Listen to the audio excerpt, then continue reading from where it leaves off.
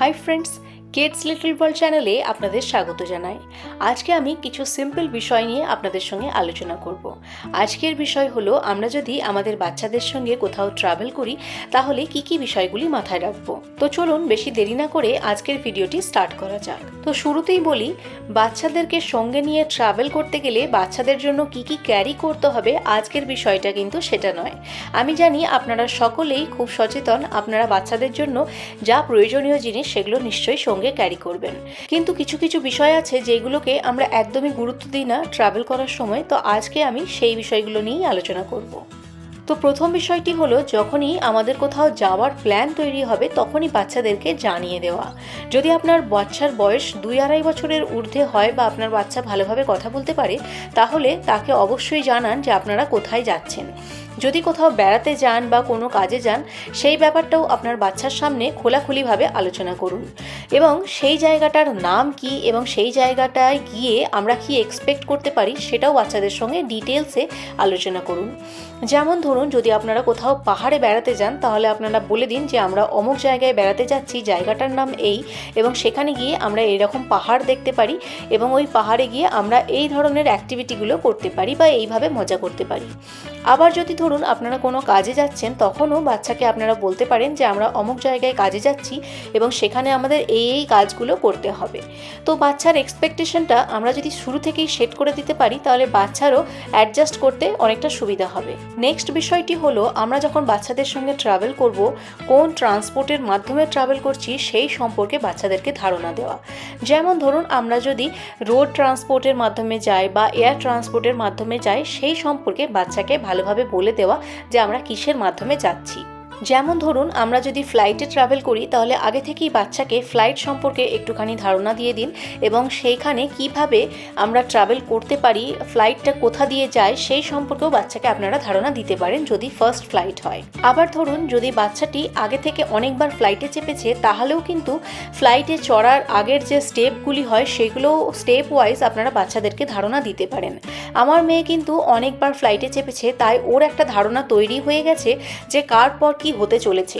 So এই ধারণাগুলোও ছোট ছোট বাচ্চাদেরকে আমাদের দেওয়া দরকার। আমরা অনেক সময় ভাবি আমরা নিজেরাই তো করে নিচ্ছি, বাচ্চাদেরকে জানানোর আবার কি প্রয়োজন আছে, কিন্তু না, আমার মনে হয় খুব ছোট থেকে আমরা যদি বাচ্চাদেরকে স্টেপ ওয়াইজ সমস্ত কিছু এক্সপ্লেন করি তাহলে বাচ্চারা অনেক বেশি জানতে শিখতে পারবে এবং তারা অনেক বেশি কনফিডেন্ট হবে। আমার মেয়ে অনেকবার ফ্লাইট ট্রাভেল হয়ে গেছে আর এখন ও একটু একটু করে বড় হচ্ছে, তাই ওর মনে অনেক প্রশ্ন।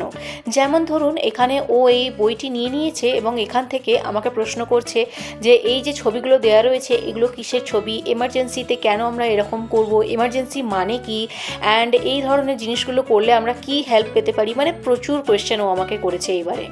তবে বাচ্চাদের সমস্ত প্রশ্নের উত্তর দেওয়াটা কিন্তু খুবই দরকার, তাদের মনে অনেক রকম কোয়েশ্চেন জাগে। তো আমাদের প্যারেন্টসদের উচিত তাদের কোয়েশ্চেনের সমস্ত রকম উত্তর দেওয়ার চেষ্টা করা। আরেকটা জিনিস এখানে বলে রাখি, আমরা যখন যে ট্রান্সপোর্টের মাধ্যমে ট্রাভেল করব সেই ট্রান্সপোর্টের কি কি সিস্টেম আছে বা কি কি রুলস আছে সেইগুলো সম্পর্কে বাচ্চাকে একটু আগে থেকে ধারণা দেওয়া দরকার।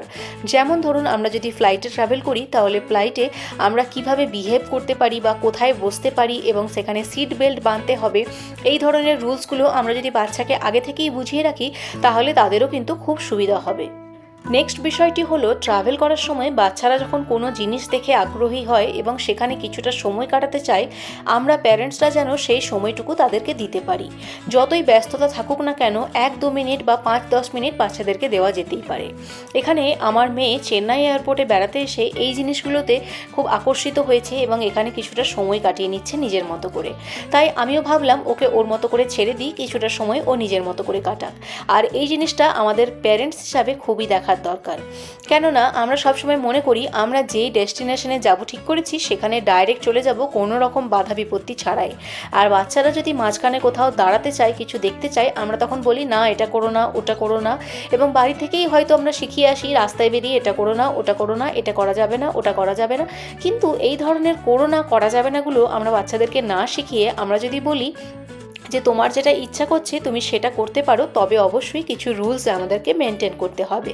তো সেই রুলসগুলো আমরা বাচ্চাদেরকে সময়ে সময়ে যদি শিখিয়ে দিতে পারি, ওরাও দেখবেন বাইরে বেরিয়ে খুব একটা বদমাইশি করছে না। বিশ্বাস করুন, তাদেরকে যদি আমরা তাদের মতো করে একটু সময় দিতে পারি তাহলে কিন্তু তারা অনেক খুশি হবে এবং জার্নিটা অনেক এনজয়ও করবে। আর সবথেকে বড় কথা, ধীরে ধীরে তারা অনেক বেশি কনফিডেন্ট হয়ে উঠবে।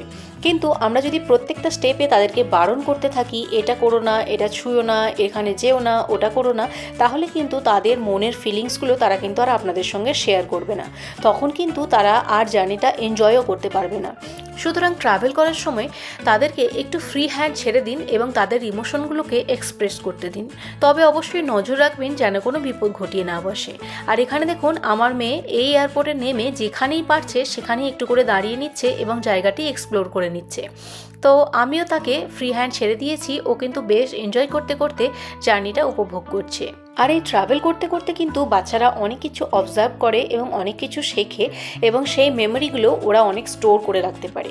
সুতরাং বাচ্চাদের এই ট্রাভেলের জার্নিটা যেন আনন্দপূর্ণ হয় সেই দিকে আমাদের একটু মাথায় রাখতে হবে। তো চলুন বন্ধুরা, আজকের এই ভিডিওটি আমি এখানেই শেষ করছি। যদি আপনাদের আজকের এই ভিডিওটিকে ভালো লেগে থাকে তাহলে অবশ্যই লাইক এবং কমেন্ট করে জানাবেন। আর এই ধরনের আরও ইনফরমেটিভ ভিডিও পেতে আমাদের চ্যানেলটিকে অবশ্যই সাবস্ক্রাইব করবেন। অসংখ্য ধন্যবাদ, ভালো থাকবেন সকলে।